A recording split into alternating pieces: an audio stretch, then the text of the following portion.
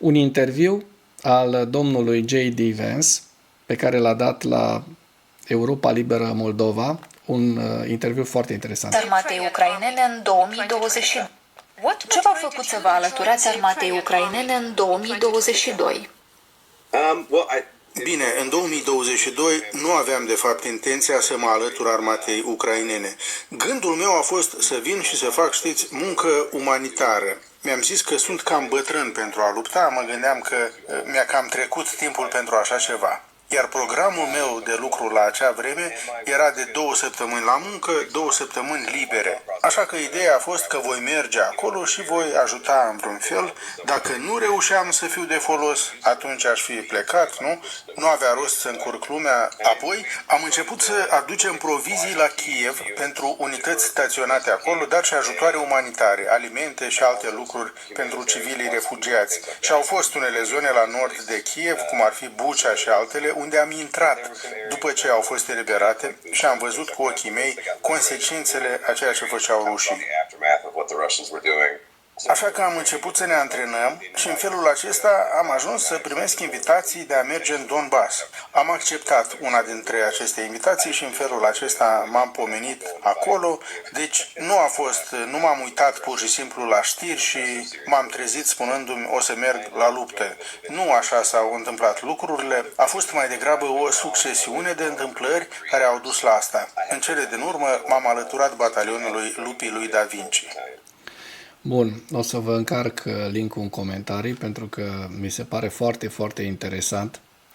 Un material foarte interesant. Poate îl vede și vărul lui Nate Vance, pe nume J.D.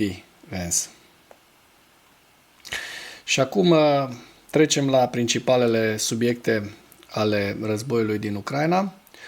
SUA reia livrările de bombe de precizie GLSDB modernizate către Ucraina. Statele Unite intenționează să reia livrările către Ucraina de bombe ghidate de precizie modernizate pentru a contracara sistemele rusești de război electronic. GLSDB înseamnă Ground Launched Small Diameter Bomb. Informația vine de la Reuters, care citează 2 persoane familiarizate cu situația. Sursele publicației raportează că întoarcerea acestor bombe ghidate pe câmpul de luptă ar putea avea loc în zilele următoare, deoarece stocurile lor sunt deja în Europa. Ultima dată când armata ucraineană l-a folosit a fost acum câteva luni. Bombele ghidate pe care Ucraina le-a primit anterior s-au dovedit vulnerabile la sistemele rusești de război electronic, împiedicându-le să se angajeze efectiv în țintele de luptă.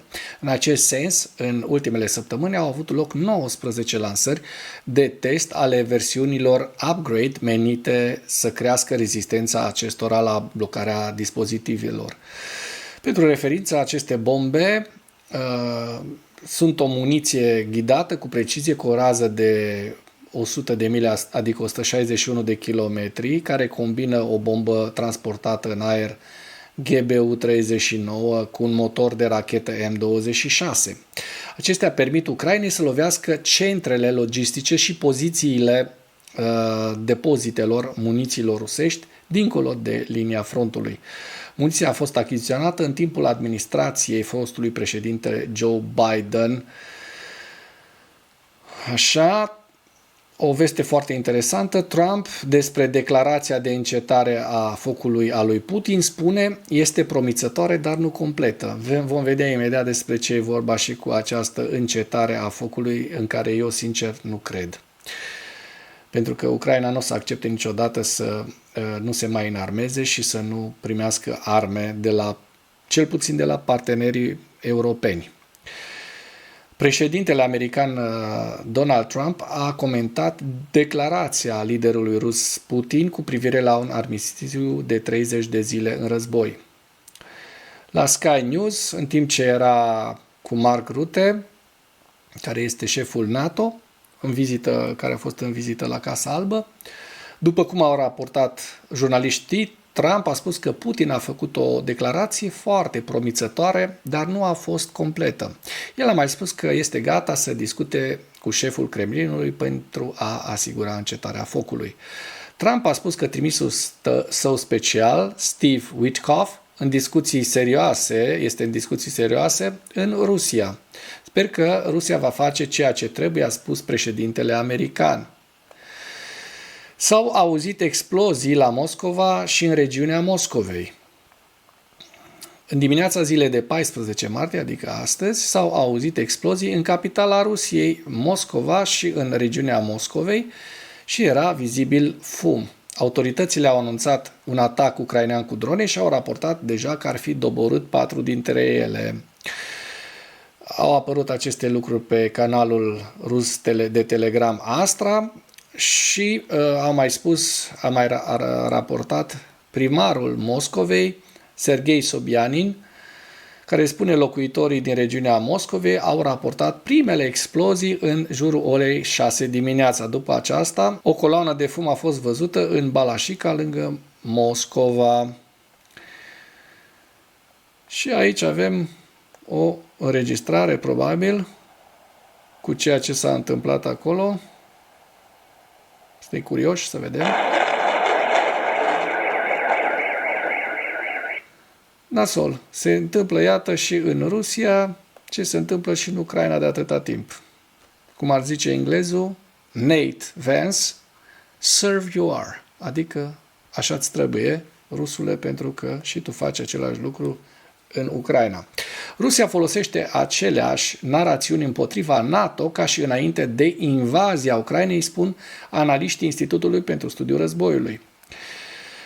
Să sperăm că nu o să atace Rusia vreun stat NATO. Oficialii de la Kremlin răspundesc narațiuni de dezinformare similare cu cele pe care Rusia le-a folosit pentru a justifica invazia Ucrainei. Kremlinul încearcă să creeze condiții de informare care să justifice o posibilă agresiune împotriva țărilor NATO, în special a Finlandei și a țărilor baltice. Analiștii Institutului notează că oficialii Kremlinului folosesc aceleași argumente pe care Kremlinul le-a folosit pentru a justifica invazia Ucrainei. Secretarul Consiliului de Securitate, Nicolae Patrushev, ăsta e tătucul lui Putin, de fapt, în ceea ce privește spionajul, a declarat într-un interviu acordat publicației ruse National Defense că NATO folosește în mod tradițional amenințările ca instrument principal în relațiile interstatale și că aripa europeană a alianței continuă politica de blocare a Rusiei în regiunea Baltică. Patrushev susține că Marea Britanie direcționează escaladarea situației de către NATO pentru a deraia discuțiile cu Ucraina, precum și încercările Rusiei și ale Statelor Unite de a normaliza relațiile bilaterale. El a mai spus că populația finlandeză, spre deosebire de autoritățile finlandeze, ar fi prietenoase față de Rusia și că Marea Britanie ar fi permis autorităților finlandeze să facă totul pentru a-și lipsi țara de suveranitate. Deci populația Finlandei nu este deloc prietenoasă cu rușii, pentru că au avut și ei niște lucruri foarte nasoale în istorie. Cam toți finlandezii, cam toți, 90% din finlandezi sunt rusofobi, ca să nu zic antiruși. Tot același lucru. Patrushev a declarat amenințător că Golful Finlandei are o afiliere geografică cu Rusia istorică și că nu trebuie să uităm că Finlanda face parte din Imperiul Rus, care a respectat și a păstrat poporul și limba finlandeză. Că Occidentul se presupune că se transformă din nou prin Finlanda într-o trambulină pentru agresiunea împotriva Rusiei. Eu zic că rușii ăștia se cam joacă cu focul. De ce spun asta? Pentru că Finlanda are o armată foarte, foarte șmecheră și este foarte, foarte bine dotată și, nu știu, finlandezii mai au niște teritorii destul de mari, destul de întinse, pe care rușii au pus lăbuța cu 80 de ani, 80-90 de ani, și pe care finlandezii poate la un moment dat, când rușii nu o să mai fie așa de vânjoși, o să le dorească înapoi. Și atunci să-l vedem pe viitorul președinte, că Putin ăsta va dispărea la un moment dat, rus, ce va face. Reprezentantul special al lui Trump poartă discuții de la Moscova despre războiul din Ucraina. Trimisul special al președintelui american Donald Trump pentru Orientul Mijlociu, Steve Witkoff, a purtat discuții cu partea rusă la Moscova. După vizită, se întoarce în Statele Unite pentru a discuta rezultatele întâlnirii cu Trump. Consilierul de securitate al SUA, Mike Waltz, într-un interviu pentru Fox News, spune că am vorbit cu colegul meu care se află acolo și el se întoarce astfel încât să putem evalua acest lucru și să discutăm cu președintele Trump, care va decide pașii următori. Bun, și aici vedem întreaga poveste, dar eu cred că nu o să fie pace, din păcate, pentru că Rusia trage de timp și vedem imediat despre ce e vorba. Mai este un material foarte interesant, dar până atunci mergem și discutăm despre ziua 1115 a războiului din Ucraina, în viziunea celor de la Armia Inform, care spun că rușii au pierdut 1410 soldați, 6 tancuri, 11 blindate, 46 de piese de artilerie în ultimele 24 de ore. Și aici vedeți lista completă a pierderilor rusești. Așa, și acum trecem la ceea ce vă spuneam. Iată ce zice Zelenski. Zelenski spune, Rusia are nevoie de război, spune Zelenski, ca răspuns la precondițiile lui Putin pentru încetarea focului. Remarcile președintelui rus Vladimir Putin despre o posibilă încetare a focului de 30 de zile indică faptul că președintele acesta pregătește o respingere a propunerii SUA, a declarat Zelenski în discursul său de aseară, 13 martie. Lui Putin este frică să spună direct președintelui SUA, Donald Trump, că vrea să continue acest război, că vrea să ucidă ucraineni. De aceea, ei la Moscova cer astfel de condiții prealabile pentru o încetare a focului care să-l facă imposibil să o amâne cât mai mult posibil. Pentru că vom vedea imediat care sunt condițiile. Kievul a fost de acord cu un armistițiu temporar propus de Washington în timpul discuțiilor de la Jeddah din 11 martie, cu condiția ca și Rusia să o facă. La câteva zile după discuții, după 13 martie, pe 13 martie, Putin s-a declarat gata să fie de acord cu propunerea, dar cere garanții ca Kievul să nu mobilizeze sau să antreneze trupe și nici nu va primi ajutor militar în timpul acesteia. Zelenski a descris răspunsul lui Putin drept manipulări rusești. Acum am auzit cu toții cuvintele foarte previzibile, foarte manipulatoare de la Putin, ca răspuns la ideea tăcerii pe front. El se pregătește, de fapt, să o respingă de acum, a spus Zelenski. Și avem aici întreg articolul pe care o să-l urc în comentarii. Trecem la hărțile din Ucraina și avem în acest moment, să vedem dacă s-a întâmplat ceva în partea de sud. Așa cum se vede, în sud nu s-a întâmplat mare lucru. În zona Pokrovskului, cred că aici, în această zonă de sud, față de ziua precedentă, vedem un mic avans. Tot la sud de Pokrovsk, în ultima zi, să vedem dacă au existat evoluții de niciun fel, așa cum se vede, față de perioada, în ultimele 2 săptămâni, se vede între 1 și 13, rușii au reușit să se retragă din această zonă, dar să cucerească o parte din această zonă, așa cum se poate vedea. Deci, în cumva paritate pe Pokrovsk.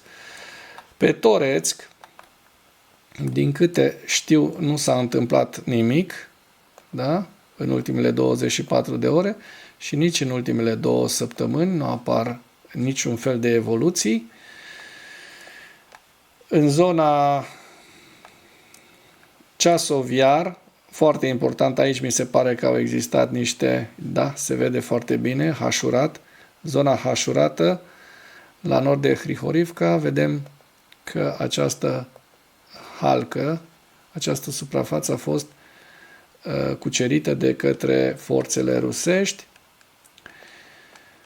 Aici, în Bilorivka, mai se prefigurează a fi o cucerire rusească, da? Se vede hașurată această zonă. Deci rușii nu prea vor să facă pace așa cum se observă, pentru că dacă ar vrea să facă pace, nu ar continua aceste asalturi și să aibă aceste pierderi fantastice, 1400 de soldați în ultimele 24 de ore. Iată partea de nord a Kupianskului, nu s-au întâmplat lucruri esențiale, dar noi suntem foarte curioși ce s-a întâmplat în zona Kurskului în ultima zi. Opa, vedem că frontul s-a stabilizat. Deci rușii n-au mai avansat. O veste foarte bună, înseamnă că nici ucrainenii nu vor cădea prizonieri curând în mâna rușilor. Mulțumesc mult pentru că ați urmărit acest material. Dacă ați găsit informații utile în el, vă rog să transmiteți mai departe, să distribuiți